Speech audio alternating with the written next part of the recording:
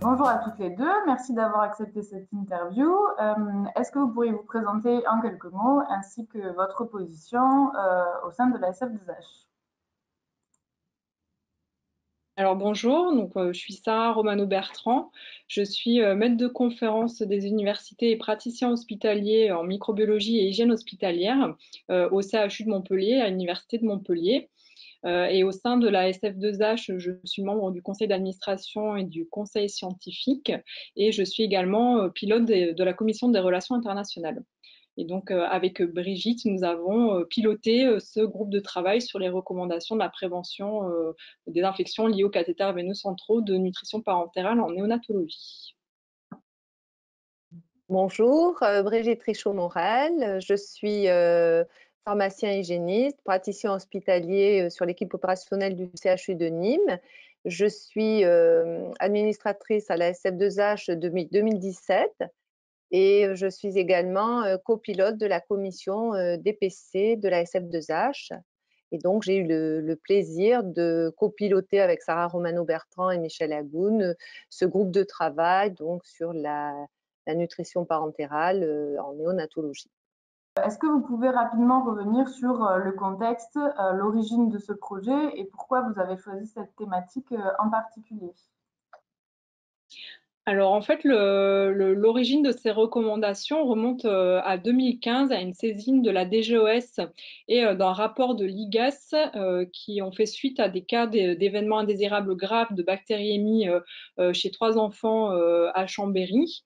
Et donc, il y a eu une enquête NutriCat du réseau des Séclin-Arlin réalisée suite à cela. Et en fait, cette enquête faisait un état des lieux des pratiques d'hygiène et de prévention des infections liées aux cathéters veineux centraux en néonatologie et spécifiquement utilisé pour la nutrition parentérale. Et donc, cet état des lieux mettait en évidence l'absence de recommandations spécifiques pour les nouveau-nés, avec en fait une adaptation des protocoles disponibles chez l'adulte aux enfants, mais du coup, qui n'étaient pas du tout adaptés puisqu'il y avait une grande hétérogénéité de pratiques et des problèmes voilà, de spécificité en fait des recommandations par rapport à des enfants qui ne sont pas du coup des adultes. Et donc, l'ensemble de ces rapports soulevait l'importance, la nécessité de protocoles qui tiennent en compte de la diversité des matériels et des situations de soins spécifiques à la néonatologie. Il y a plusieurs acteurs dans ce projet, notamment l'IGAS, la HAS, la Société française de néonatologie. Est-ce que vous pourriez nous parler un petit peu de votre collaboration avec ces acteurs-là?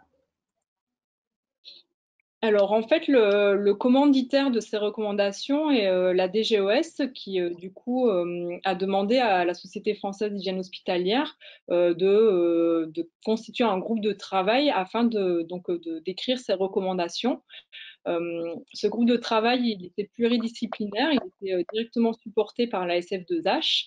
Et il y avait à la fois des praticiens et des infirmiers hygiénistes, mais également des néonatologistes, des puéricultrices et des pharmaciens hospitaliers qui étaient spécialisés des dispositifs médicaux et de nutrition parentérale. Il n'y a pas eu de collaboration directe avec l'IGAS ou avec les réseaux Séclin-Arlin, mais on a quand même utilisé leurs différents rapports pour baser et délimiter le champ de nos recommandations et poser les questions qu'on allait aborder dans notre guide.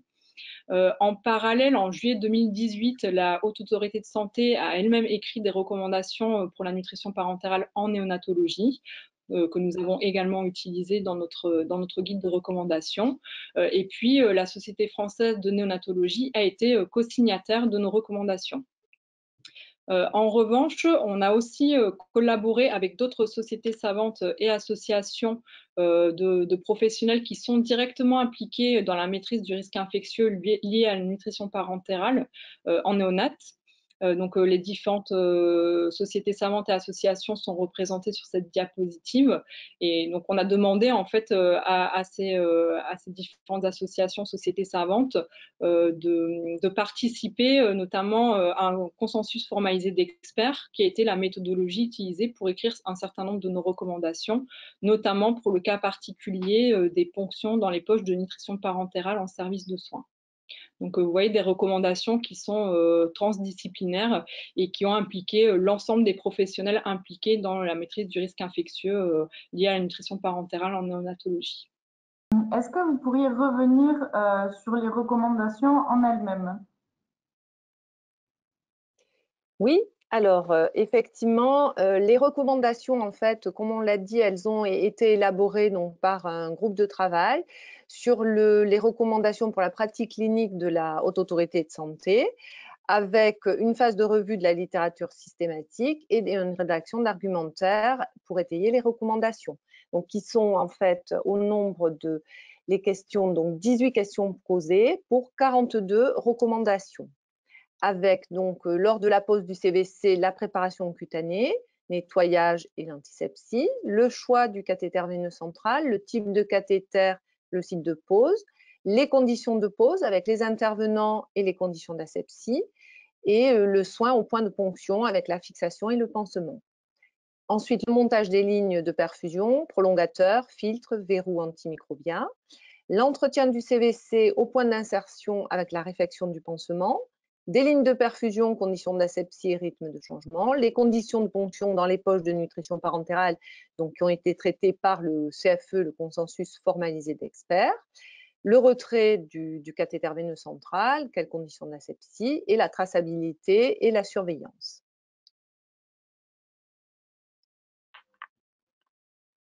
Plus précisément, pour illustrer, donc, lors de la préparation cutanée, contrairement à ce qui est recommandé donc, chez l'adulte où effectivement un nettoyage de la peau n'est pas systématique, il nous a paru important dans ce cadre de la spécificité de la néonatologie et justement donc chez les nouveau-nés, la fragilité du revêtement cutané, d'autant plus qu'ils sont prématurés, et la prise en charge en incubateur, avec également un risque à prendre en compte, c'est le risque de toxicité cutanée qui contre-indique l'utilisation d'antiseptiques majeurs.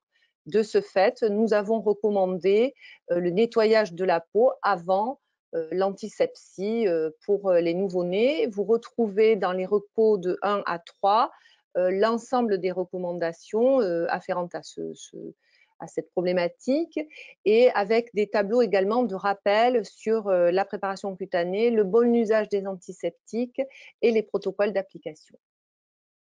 Pour illustrer également un autre point sur lequel nous avons insisté aussi, sur le montage des lignes de perfusion, donc l'utilisation de filtres sur les lignes de perfusion, puisque c'est une pratique qui est recommandée par la Haute Autorité de Santé dans son guide de juillet 2018 pour prévenir un risque particulier. Mais nous, dans la revue de la biblio que nous avons effectuée, nous n'avons pas trouvé d'argument pour recommander leur utilisation dans le cadre de la prévention du risque infectieux. De ce fait, donc, la reco 15, faut-il utiliser des filtres sur la ligne veineuse pour la prévention du risque infectieux? Vous voyez qu'il est possible d'utiliser ou de ne pas utiliser de filtre sur cette ligne en cas pour la prévention du risque infectieux. Donc pour la question spécifique des conditions de ponction dans les poches de nutrition parentale en service de soins, on a fait appel à un consensus formalisé d'experts. Ce point était essentiel puisque ça faisait partie des pratiques qui avaient été soulevées par l'enquête Nutricat et qui montraient que même si cette activité est sous la responsabilité pharmaceutique, il y avait quand même de nombreux services de néonatologie qui étaient amenés à faire des ponctions, des supplémentations dans les poches de nutrition parentale dans une unité de soins. Ce qui n'est pas du tout recommandé. Et donc, afin de sécuriser ces pratiques, nous avons donc constitué un groupe d'experts pour se positionner sur les mesures de prévention à mettre en place en service de soins. Ce consensus formalisé d'experts a permis d'aboutir à 12 recommandations. Donc, 2 premières recommandations qui soulignent l'importance d'encadrer strictement et rigoureusement ces pratiques au niveau institutionnel par l'écriture de procédures et par l'habilitation des personnels qui sont amenés à ponctionner dans les poches de nutrition parentale. 2 recommandations concernaient la pratique par un binôme opérateur et aide-opérateur formé, habilité et dans des conditions d'asepsie définies. Ensuite, 2 recommandations abordent la prescription et la validation de cette prescription de supplémentation. 2 autres abordent la vérification de la préparation, la traçabilité et l'étiquetage. Et enfin, 3 recommandations concernent la caractéristique des locaux, avec donc la nécessité d'avoir une salle dédiée dans l'unité de soins et d'un micro-environnement de classe A. Donc évidemment, nous n'avons pas ici détaillé l'ensemble de ces recommandations, mais tout est précisé dans notre guide complet de recommandations. Selon vous, quelles sont les évolutions possibles de ces recommandations? Alors en fait, donc ces recommandations, elles sont basées sur une revue de la littérature. Donc au moment de l'écriture de ces recommandations, c'est vrai que quand on a rédigé nos argumentaires scientifiques, on s'est aperçu qu'il y avait un manque d'études spécifiques à la nutrition parentale en néonatologie, ce qui fait que nos recommandations sont parfois sous-tendues par un faible niveau de preuve. Et donc la nécessité de recherche clinique pour améliorer nos connaissances et pour améliorer du coup les recommandations, la force des recommandations qu'on peut proposer pour maîtriser ce risque. Donc on peut s'attendre à peut-être une révision de nos recommandations lorsqu'on aura suffisamment d'éléments dans la littérature scientifique pour sous-tendre un peu ces recommandations.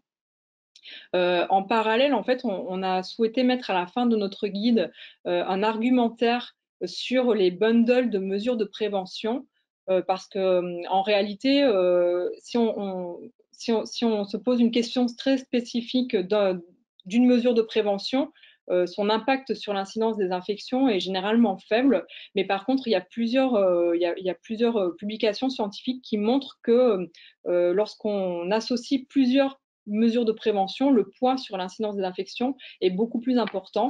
Et donc, du coup, il nous paraissait essentiel de souligner l'importance d'appliquer l'ensemble de ces recommandations afin d'améliorer la maîtrise du risque infectieux lié à la néonatologie. Donc, en fait, on encourage vraiment, en conclusion de ce guide, la rédaction de protocoles et de checklists sur la base de bundles du coup, pour améliorer la maîtrise du risque infectieux lié à la nutrition parentale en néonatologie. Merci beaucoup pour tous ces éléments. Est-ce que vous souhaiteriez ajouter autre chose pour les lecteurs de ces recommandations?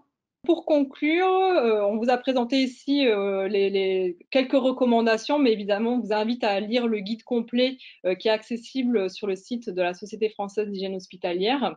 Sur ce site, vous trouverez également à télécharger un diaporama qui présente l'ensemble des recommandations. Et puis, il y a également une foire aux questions qui court et auxquelles nous essaierons de répondre du mieux possible. Et nous tenons aussi également à remercier l'ensemble du groupe de travail, élargi bien sûr aux différentes sociétés qui ont collaboré avec nous aussi également. Et puis le Bruno Grandbastien, président de la Société française d'hygiène hospitalière, Didier Lepelletier et Serge Ludwig-Ao qui nous ont vraiment soutenus tout au long de ce groupe de travail et qui nous ont apporté leur expérience et leur expertise pour que ces recommandations puissent être vraiment reconnues dans le monde de la néonatologie et puissent trouver leur place. Voilà ce que nous espérons et nous vous invitons bien sûr à lire ce guide dans son ensemble. Voilà. Merci beaucoup à toutes les deux pour ce temps accordé pour cette interview.